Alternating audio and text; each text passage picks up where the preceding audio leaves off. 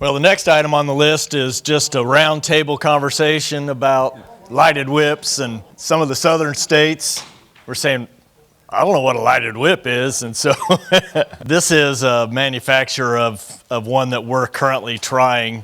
This industry, or the lighted whip, I believe, is probably generated from this industry, which is dune buggies and sand buggies, whatever you call these things. I don't have one, but it is just literally a lighted stick that we will put on the ends of our wing plows for us. A plow that's hanging over potentially in an open lane, or at least in a location that looks like traffic could get around you and get around that stupid slow plow and then end up running over the top of a wing. And so for us in Kansas, this is fairly new to experiment with these, but anecdotally, operators seem to like them and seem to think that they garner some attention and keep those accidents at bay. The ones that we have tried in Kansas have not been very successful up until now, not very durable. Like I said, I think they really stem from this industry, and so there's not a lot of thought put into corrosion resistance or to vibration resistance or sort of the things that you would certainly see in this industry and in snowplows. And so this, I guess I'll start the conversation. This particular manufacturer is one that looks durable, and it's completely wrapped with LED lights. Some of them you see just have a light strip on both sides of a poly tube. This one has many more LED or diodes in there to emit light, and it looks like it's fairly well made. And honestly, the price is pretty reasonable compared to any of the others. So, but we haven't had, other than I think we've had one in service through the last winter, and so far so good. We're certainly not promoting these guys just because we don't know anything about them. It's just so far, just from the appearance, looks like they have as much chance of surviving as not. So anyway, a hope was that maybe we'll start with who is using a lighted whip in their application. So Oregon and Colorado and help me, Georgia, thank you. Yeah, that game late, that's right. And in Ohio, you guys are using some as well? Let's just open the floor up. What kind of experience have you all been having with whips? I'll hand it to you, Darren. Our experience in Oregon is much like yours, Tim. I don't recall the brand that we're utilizing right now, but we just recently got together with our parts rooms and have asked them to start scouring what's available to get 3 or 4 or 5 different tests out there in the field as we're going into this next winter, because we're just not getting the durability that we want. Some areas 3 or 4 sticks in a winter. And again, they're not expensive, but from an operator's perspective, they absolutely love them. And it's been a part of conspicuity enhancements for our wing plows that have included some additional striping and lighting. But they want them. So we're going to keep putting effort into finding the right one. So have you settled on a color or flash pattern or any of that then? Solid amber. In Kansas, we're doing flashing amber. So Idaho put this out for a pilot test a couple years ago with our guys. We sent 2 to every district and said, go ahead and try it. And we got a lot of huge resistance, mostly because that environment just is really hard on anything you put on the end of the plow. What we found were rocks and stuff like that were busting the polycarbonate on the outside of those whips, and it got to be just such a hassle that the guys just took them off and said, we're not going to deal with this. And the company that we were using was a mining company out of Arizona that they specialize in this type of heavy duty whip type application. So Utah, we got the idea from Utah originally. That was the first that we heard of the DOTs that were using it. They experienced a lot of the same thing. In fact, I think Jeff told me that they stocked 1,200 of them on the shelf at any one time. Yeah, and these ones aren't cheap either. These are actually quite expensive. Doesn't look like Jeff's here right now, but they have gone to a new system that's kind of like a green arc that goes on the outside of the plow. And he says that's being real effective, and I need to, pick his brain for that information. But yeah, it's kind of like yeah, exactly. Yeah, he says that's been a lot more successful than the whip. Huh. So interesting. Yeah. So kind of outlining the outside moldboard of the plow. So in Ohio, we're just getting into, we've got a couple different districts that would like to try them. So we're trying a couple of whip ones, they're actually putting them on front plows too, so that we have a lot of problem with visibility out there on the front. We actually have a district that is trying the side, what I would call is it covers like the outer moldboard rib, and they're lighting that whole one up. I don't have a lot of good information where it's at, and we want to try to constrain it to one of something so that we don't have those different appearances out there, so we don't get into a situation where somebody says, well, your trucks are not lighted the same, and therefore I ran into it because I couldn't tell it was one of yours. And that's what typically happens. Before I started here, Brad Moppin had okayed the Watertown shop to do a trial on a few of them, but he squashed it pretty quickly because it was an outfit out of North Dakota that provided them, and apologize, I don't know what the name of them is, but they were breaking them just about every other trip out. And what they found out was they didn't have and I don't know how you guys do it, but these didn't have an adapter, so they were actually cutting into the wire harness, and they were actually cutting into the little strobe light wire harness on the end of the wing. And yeah, Brad squashed that rather quickly just because of the problems. So if you guys are running them, are you still running the little strobe light also? Typically in Kansas have two lights on the end of a wing plow, one that faces straight back flashing, and then one that faces really the truck kind of when it's down, and it's used really just for reference.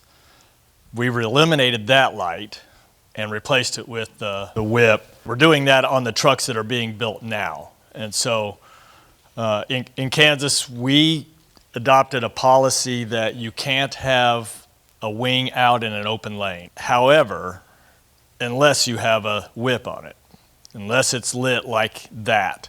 We may have been a little premature in that policy, I'm not sure, but we were really trying to eliminate folks sticking wings out in open lanes and having somebody driving in what they think is an open lane and somebody has a wing hanging over it. It's not a great way to plow anyway, but you're potentially leaving a windrow there, clear out in it. You have something, Zach? I do have a question. Okay.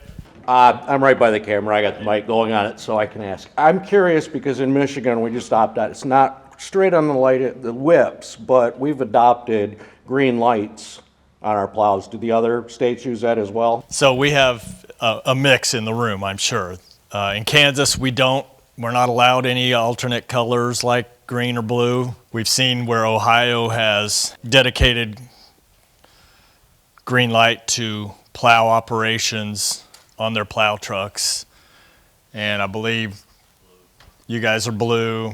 Missouri, I think, maybe has it. You're blue as well in South Dakota? Okay, so, and there's a whole string of issues that go along with those alternative colors too, no doubt, and being adopted by others in Ohio. Doug was just saying, if you didn't hear him, he can't do red or blue or other colors, but so it's all driven by state statute and what you've been able to get accomplished in your state. We haven't tried very hard in Kansas. We're really hoping for the research when it comes out eventually that might help us develop a policy there. Just for information's sake, in Idaho, we use a combination of amber red, but the red is strictly to the back. We went to our Idaho State Police, asked them about alternate colors, and they basically said, well, turn signals on the back of cars are red, they flash, so use all the red you want on the back. However, we have also gotten pulled over. If you have any red, even at a 45-degree angle to the side, they'll flash us, pull us over and say, you're not an emergency vehicle, you can't have red to the side. So keep that in mind. So the question I have on the whips is how length of a whip, what length are you using? Kansas, we're using the 3-foot. They have some up to 5 or 6, I think, for that industry that we saw up there. But the 3-foot seems to be adequate to get out of that cloud of snow, even in the dry snow. That would be the one concern we would have with just lighting up the moldboard itself, was that, you know, it would be obstructed potentially in that cloud. But you know, when the whip's not lit because it's no longer working, you know, that's not doing you any good either. To piggyback on what Steve said, we sampled the 4-foot. After speaking with Jeff from Utah, he's gone to the 3-foot now, and so he's had a little bit better success. He's still destroying them with rocks and stuff off the front plow, but nonetheless, it's been a little bit better than the 4-foot. What we started to do instead of the whips is we light up, Wayland has those wing plow lights, and they've seen, at first they weren't a success because we'd get debris that would kind of vortex up on the top and it would damage the lenses going backwards. So we put a shield over the top of that, and a stainless steel shield, and they seem to be living now. This, I think, is 2 or 3 years now that we've been doing the Wayland lights, wing plow lights, and then we have just 2 on the heel. And the biggest thing is getting the wiring to live. Yeah. If we can figure that one out, I think we got it dialed in. The other thing that we've learned here is, like I said, we were flashing it, and so when we were buying these whips, even the cheap, low-cost ones, we were also purchasing a little separate flasher unit that would flash it. Some of you saw the presentation, well, hopefully all of you saw the presentation from Wheelan. We now have on all of the 101 trucks that are being built for us currently the core technology. They donated it to try and get some out there and see how well we like it and get some evaluation and just get them in the field. And they have the ability to flash lights on its own technology, and so it's incorporated into our flash patterns, and it's flashing along with the others. So we did learn that. We didn't have to purchase that separate flasher unit. Yeah, who's doing lighted whips on front plows? You in Oregon as well, and in Georgia. Any separate experience that you're having with those? Same operators like them probably. For reference? Tim, we found something else. I don't have a ton of information on it, but Monroe's making a different light. So if you go to Monroe Airblade, yeah, pull that up. And we have not tried them, but we just saw these and they look pretty interesting for wing lights. While he's doing that, I don't know if any of the rest of you have talked to the more traditional light companies about the possibility of developing some sort of a product for this, but we've talked to Wheelan and we've talked to the sound off guys and anybody else that happens to wander through our office and ask them if they've got a product along these lines, and they all seem interested. Wheelan, I guess, has decided it's probably not in their wheelhouse, but I have talked to folks that say, that sounds interesting, and what I've always said is, right now I think there is a market. If you can do something good that's durable and effective, you've got a captive audience right now, and so I think there are some folks working on it. I don't know how hard and how successful it'll be, but it's almost like tape or something in it that lights, or Monroe folks have never presented that to us. I didn't realize that. And I reached out to our vendor. They said that they have 2 versions of the side light. One's $350, one's $500, and then the back light's about $450. That 5150, they all have a little different mounting structure. Some of them are on spring mounts, some of them are solid. That 5150 is a magnetic mount, so it has a holder. You just pull it up out of that holder. It's held by a magnet. I'm not sure that the magnet's strong enough in this application to hold it in all cases, but we'll find out. Oh, I doubt it. I don't know. So the question was, do you think they're restricting it to Monroe plows only? And I would highly doubt that. I bet they can put them on anything. Anybody else have anything, whether it's lighted whip or any safety innovations for keeping trucks off of our mold boards, or policy innovations? You guys plow snow in Georgia. That's a new one. Need to get Angel too. We saw snow here in Florida. It's going to transition us, I guess, into the next little segment here, which really is a wrap-up of this meeting. The preceding was produced by the National Center for Pavement Preservation. More information can be found on the web at pavementpreservation.org. Additional support provided by Michigan State University.